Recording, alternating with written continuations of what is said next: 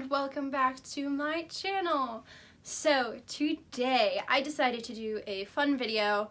It's probably going to be a little bit longer than my usual videos because I am not singing today.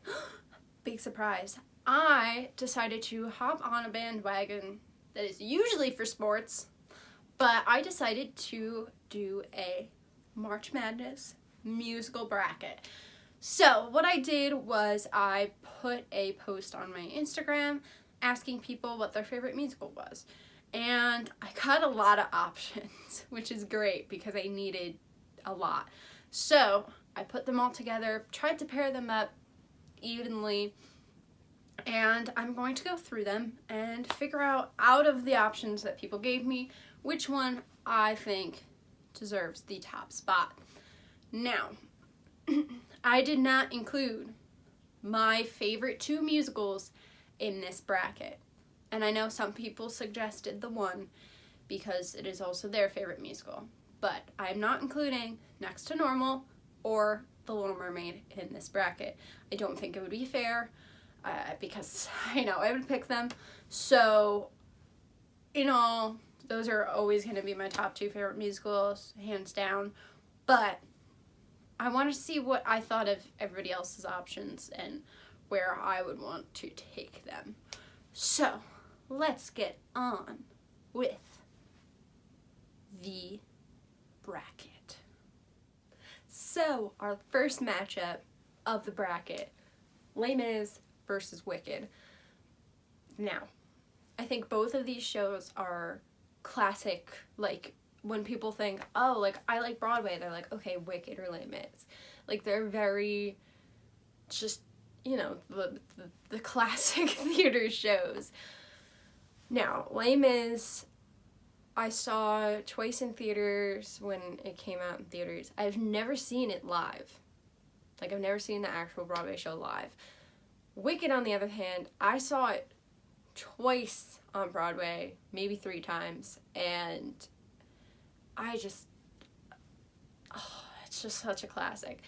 I feel like both of them are technically based off of books because Wicked is based off of Wizard of Oz and Les Mis has its very large book that it's based off of. So they have a lot of similarities. I will have to go with Wicked on this one though, because I personally think I enjoy the music better, I enjoy the story better. I feel like some days I don't want to listen to Les Mis because of how depressing it is, and it don't get me wrong, it has gorgeous music.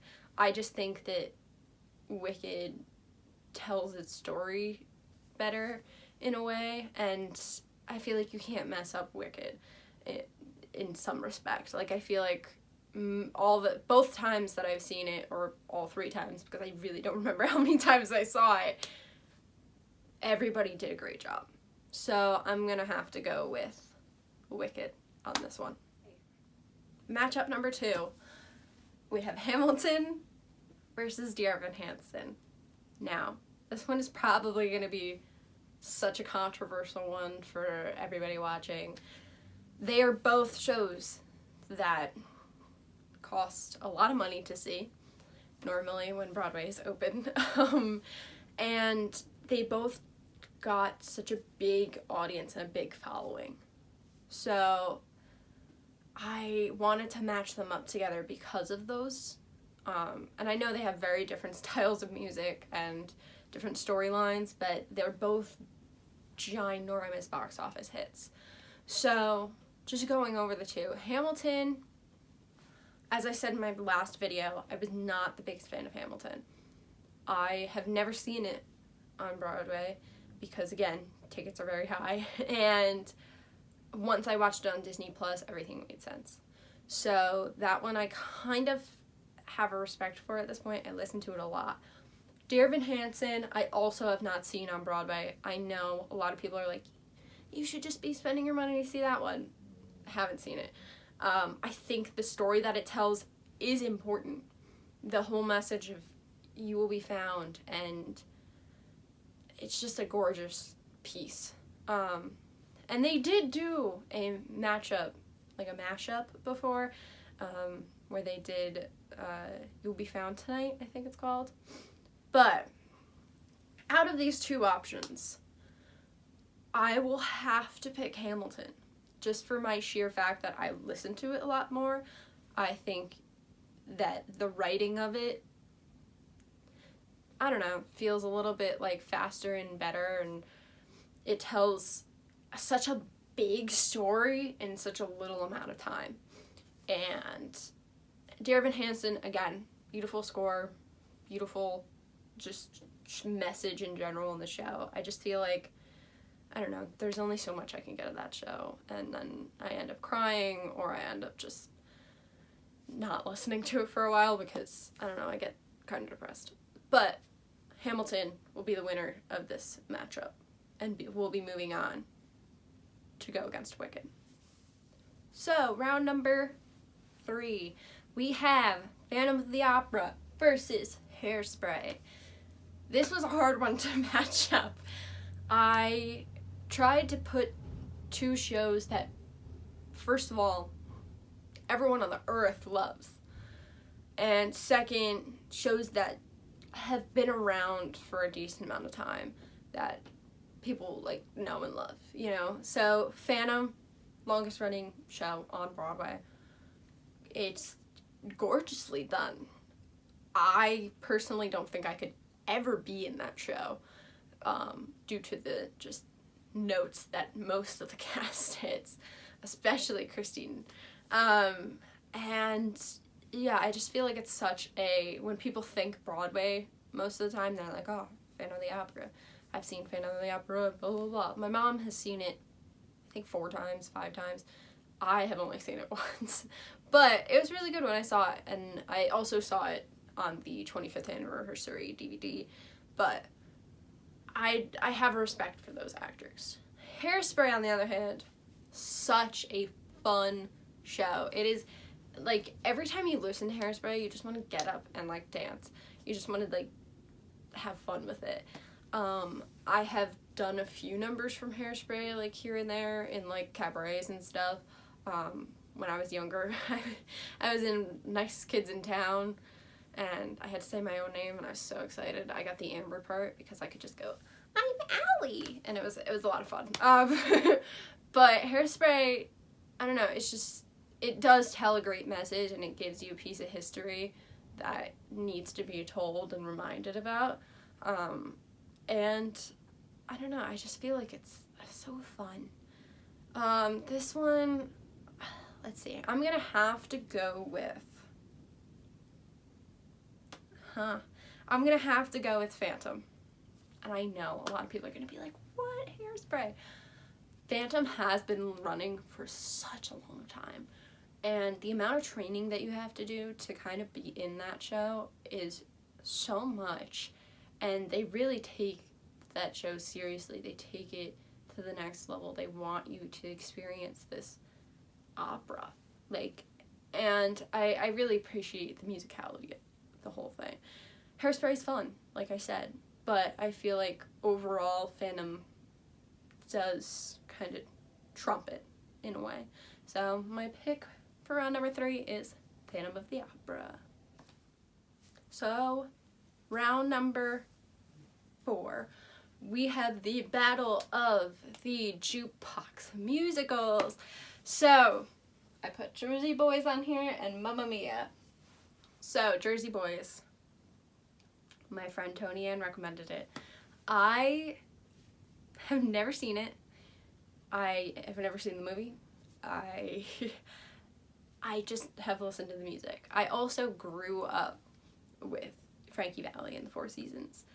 So my mom used to sing I Can't Take My Eyes Off of You to me all the time when I was little. And I don't know, it holds a special place in my heart. And I think from reading the script, because I have read the script before, I've just never seen it, it really does tell the cool story of how they came to be and all the things that they went through and stuff. And I also feel like it does, I don't know, feel a little bit more personal because it is about a group from New Jersey, and that's where I live. So that's really cool. So against it is Mamma Mia. Now, both of these shows include songs from famous groups. As I said, Frankie Valli and the Four Seasons for Jersey Boys. Mamma Mia is ABBA, obviously. And Mamma Mia, I've seen both movies. I've seen the musical done twice regionally.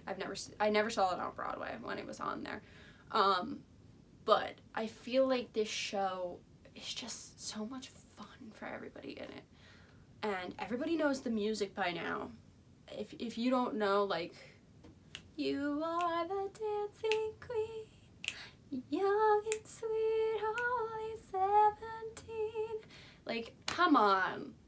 That's ridiculous. They played at weddings and freaking proms. So, like, come on. You should know it by now.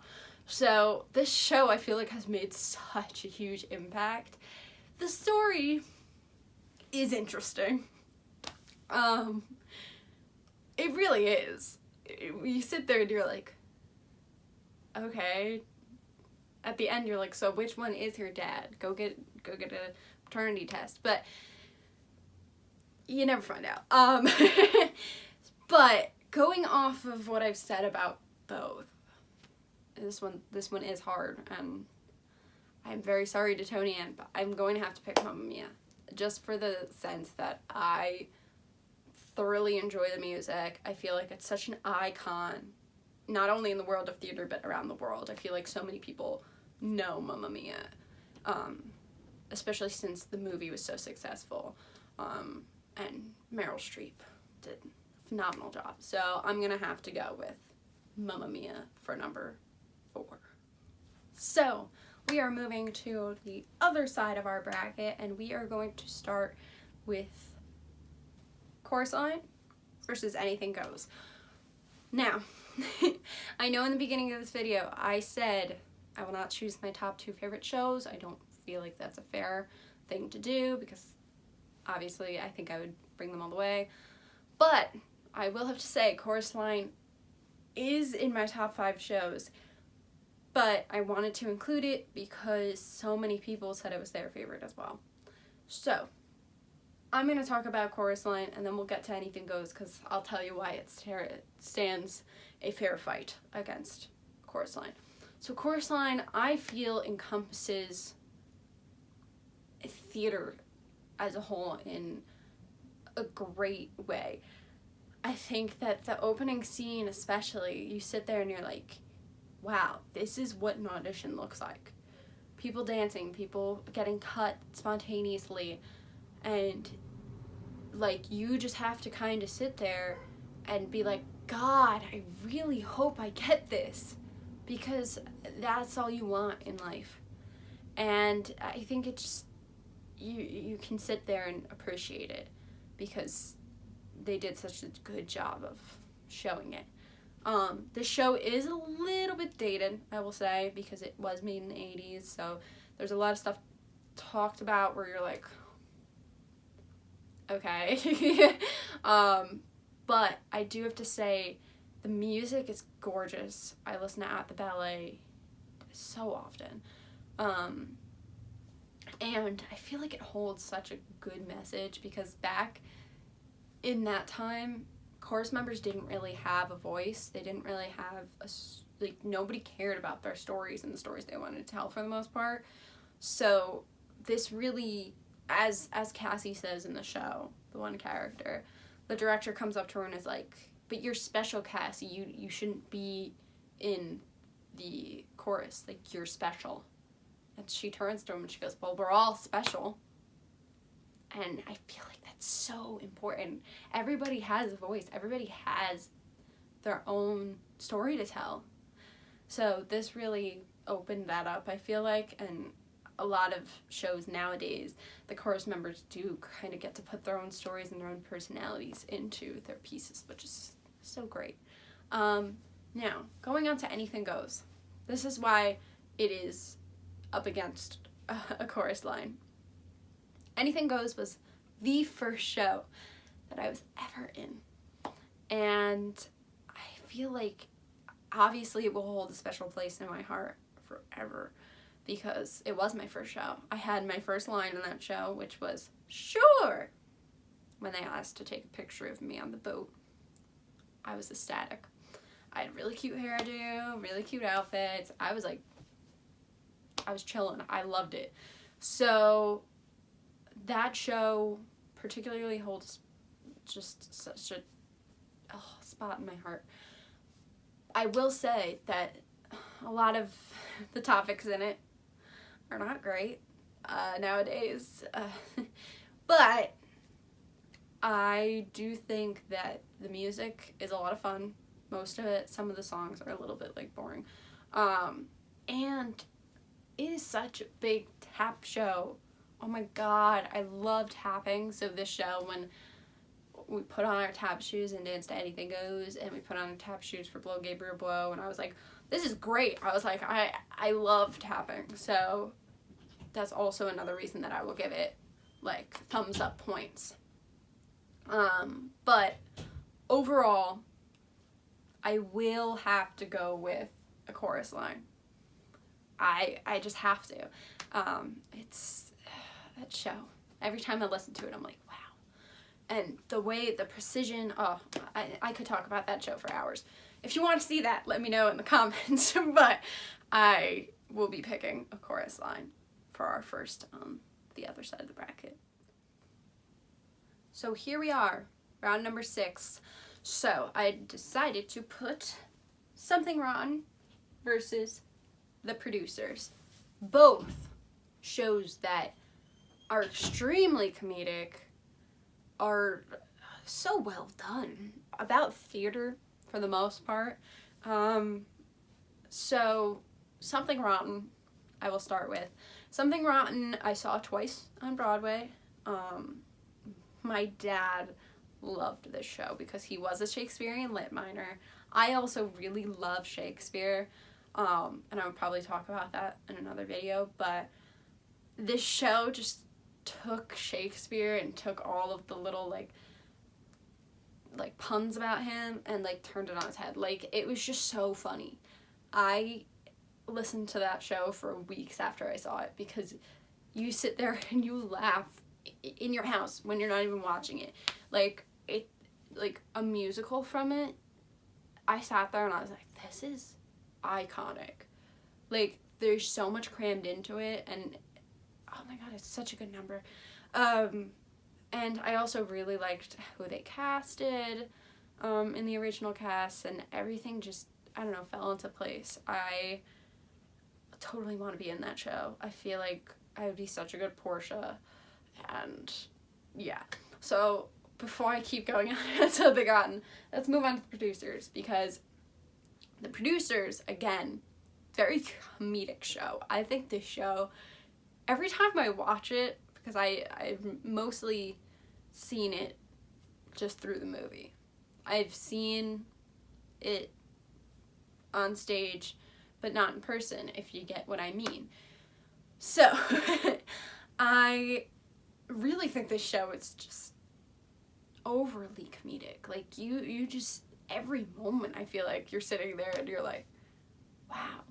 And I think Nathan Lane and Matthew Broderick, comedy geniuses. Like, the two of them paired up is just phenomenal to watch. Like, they really like work well off each other. They have great comedic timing. So I think that it ends up being a good like mix.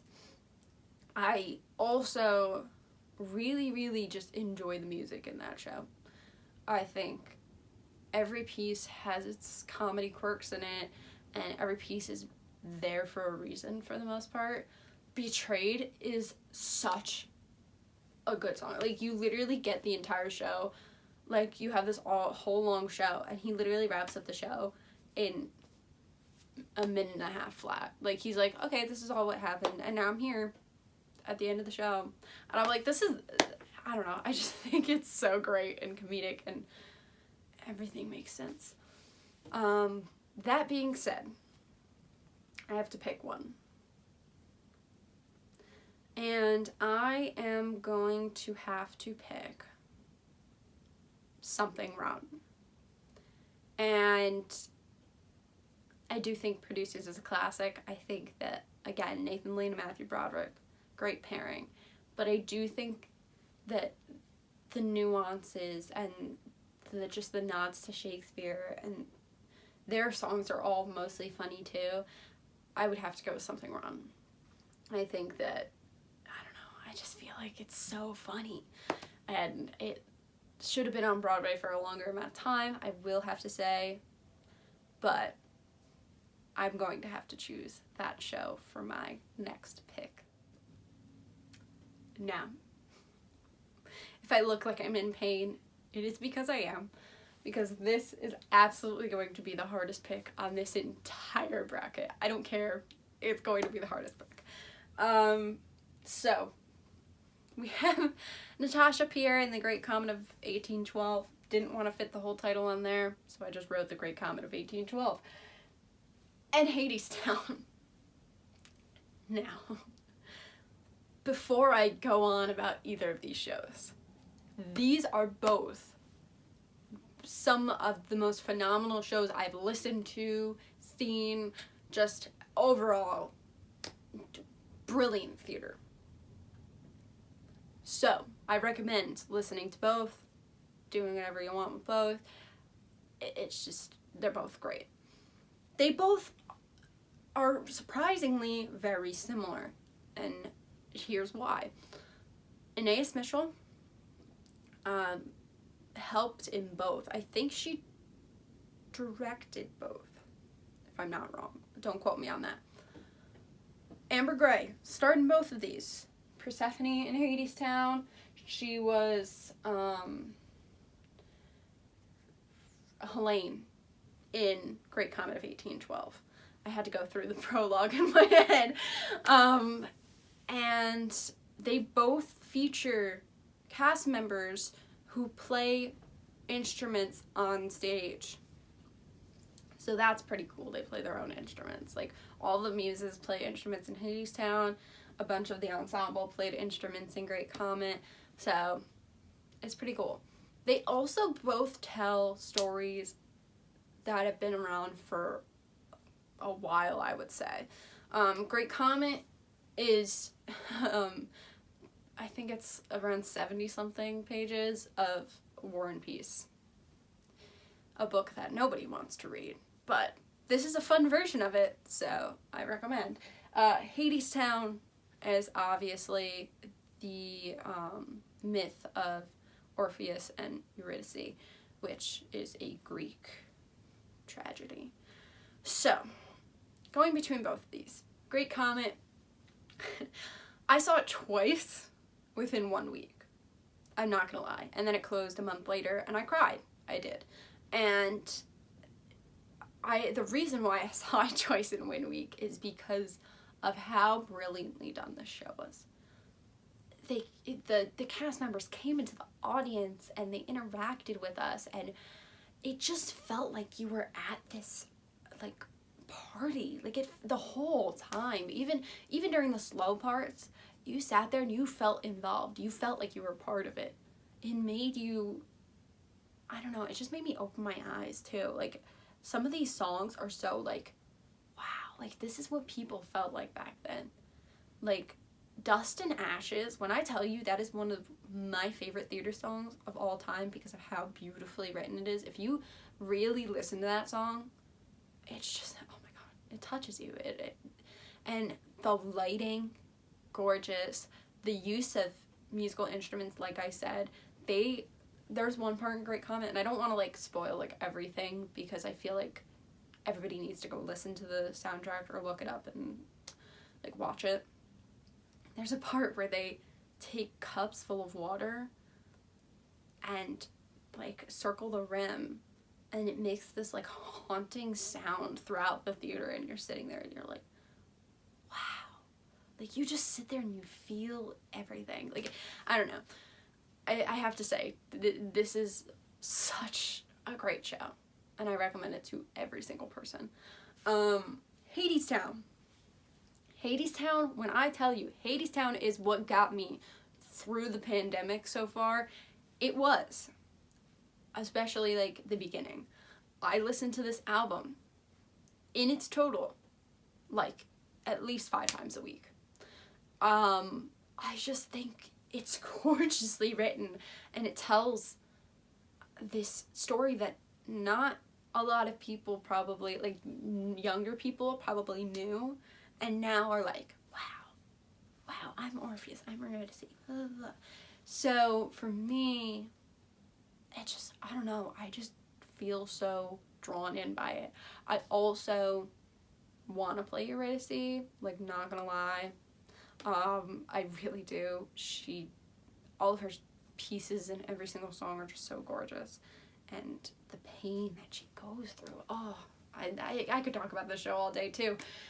I also just, I don't know, it has its fun parts, it has its subtle parts.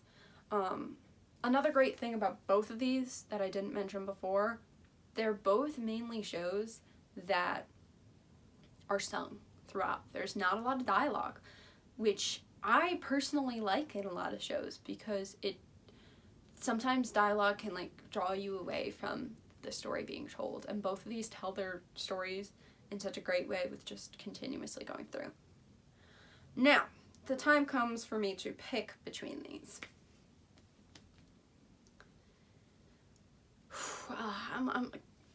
You gotta give me a second, guys. Now, either one of these are probably gonna be controversial, but I am in fact going to pick Great Comet. And I know there's probably so many people like, but Hadestown, like, it's so great. Great Comet was the OG, man. And I know it wasn't around for long, but just the spectacle of it. Like, I wish it was around for longer, because the problem right now with it is that it really can't be done a lot of places, because you need that kind of interaction, and you need the, I don't know, the sense of being in it. So I just love this show so much, and I love the history of it. I love the way they put the music together. So I'm going to go with Great Comet of 1812, or Natasha, Pierre, and the Great Comet of 1812. Our last matchup before we go into the depths is Beetlejuice versus Carrie. Both spooky musicals. That's what I put them together as. They're both spooky.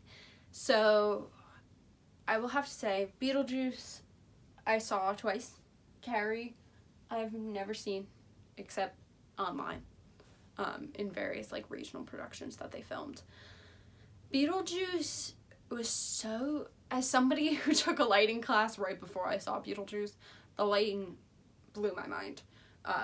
Costumes, the effects, the just like overall taking of Tim Burton's world and putting it on a stage just fit.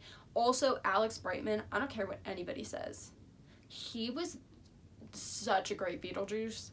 He was probably better than the original Beetlejuice for me. Like, not gonna lie. I also highly enjoyed the musical, way more than I liked the movie. I know that's controversial, but the musical had a plot. The movie doesn't have a plot until probably the last 20 to 30 minutes. So I do really enjoy the music. I still listen to some of it. Like, What I Know Now, I want to sing that song so bad. So yeah, that's a great show. Carrie, on the other hand, a lot of people like Carrie. I am one of those people. I really enjoy listening to Carrie. I think the songs that they made of it, and just, I don't know, I think that a lot of shows that were made from movies and from books can seem kind of weird and overdone. Carrie, a lot of people hated it when it first came out. A lot of people did. I think the music is really beautiful. Like, I think Do Me a Favor, Carrie's song titled Carrie, and in the opening number is so, you sit there and you're like, wow, this is how I felt as a high schooler. Like, this is a very, I know this is going to offend a lot of people, this is a very high school show. Like, a lot of people are, like, in high school and they're like, yeah, Carrie, woo, woo, woo. But you probably shouldn't do it until you're, like, in college or older. But Carrie has great music.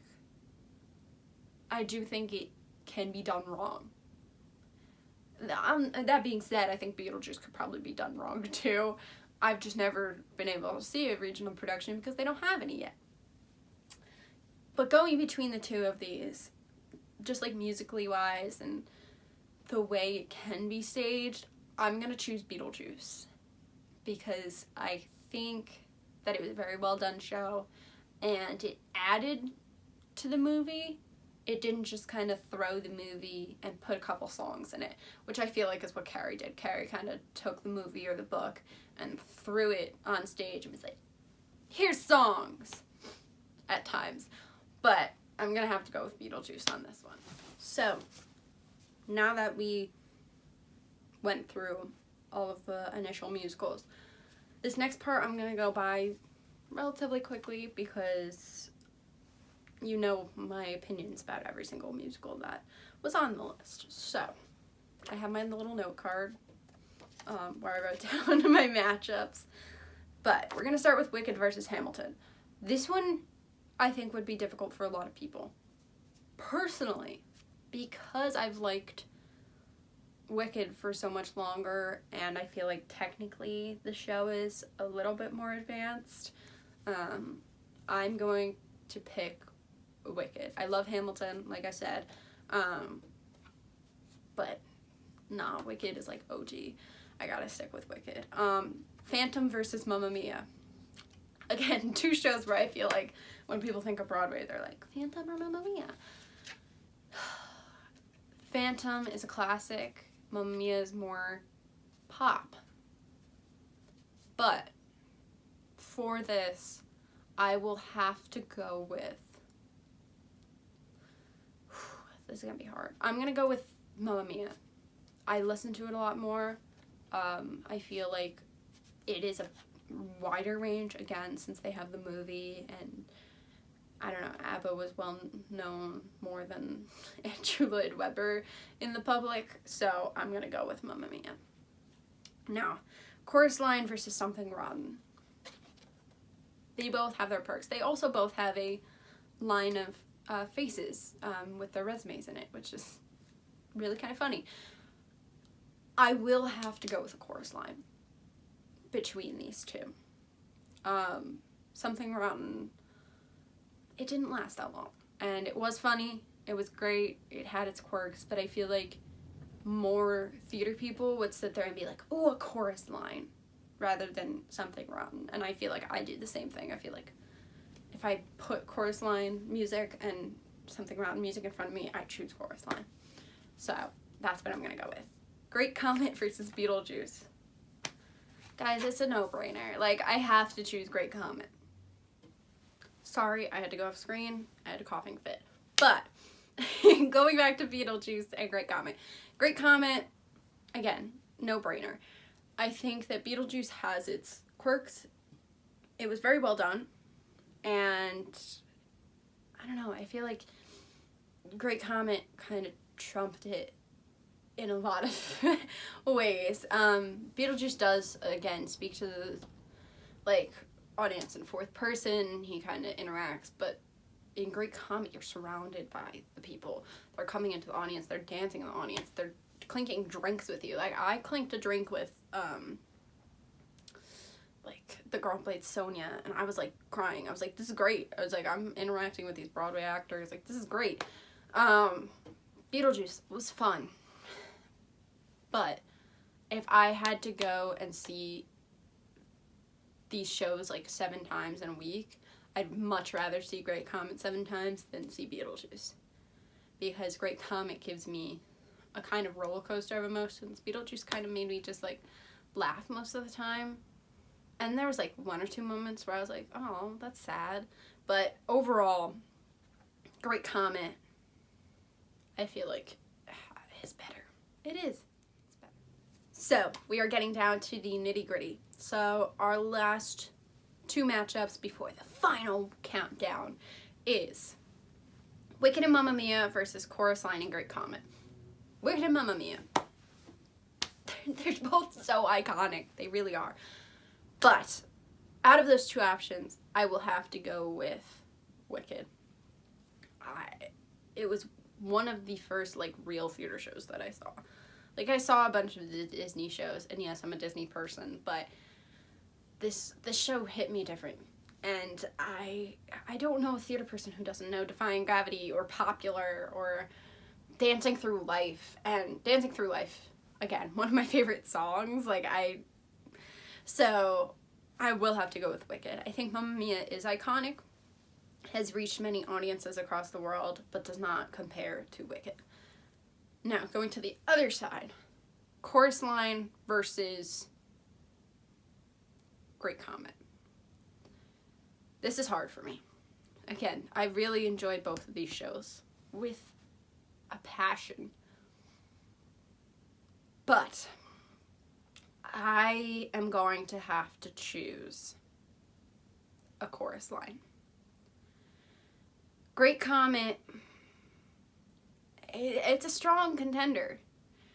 And I think both of them just have their perks, but I feel like a Chorus Line has such a strong message, has been so relevant even through now. People are still doing that show till today.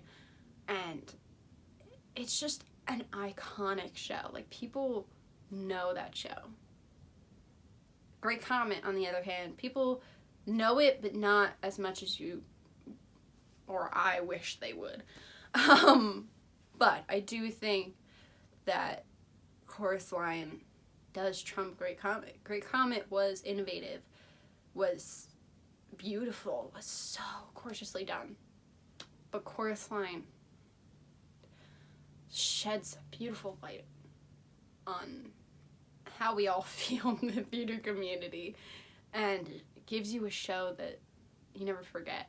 And dancing in it, beautiful. So now, it is time to pick my March Madness musical pick. So, we've come down to Wicked and a Chorus Line.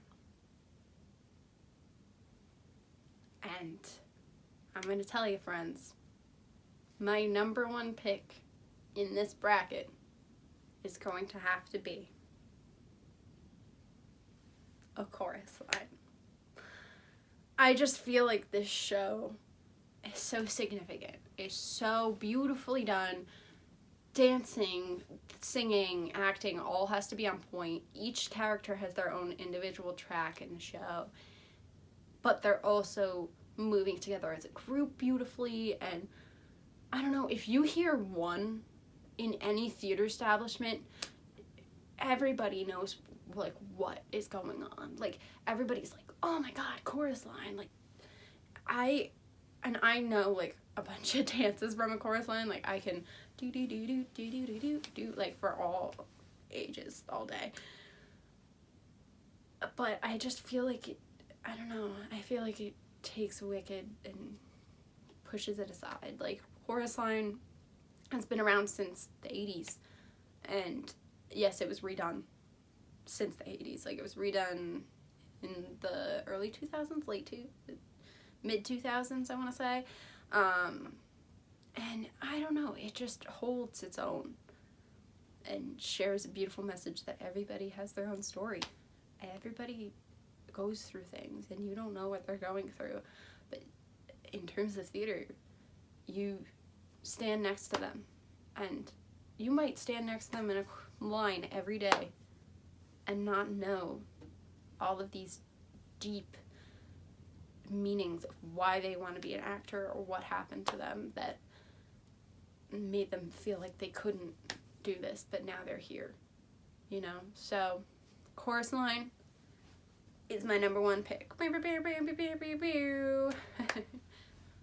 So I wanted to come on and say thank you for joining me for this video. If you want to participate and throw in your choices down in the comments, please feel free to, because I want to know what everybody else would have picked for their top one. I want to know where you think I might have went wrong, what options you would have picked instead. All of the options were given to me by people I know. So again, if you want to advocate for your pick, do so in the comments. I'd really like to hear it. So I hope that you take the time to like, subscribe, share this video all around. I think this one was a fun one. I've seen a lot of people doing it, like I said in the beginning.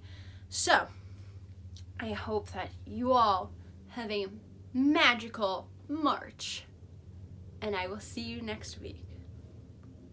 Okay, see you guys soon.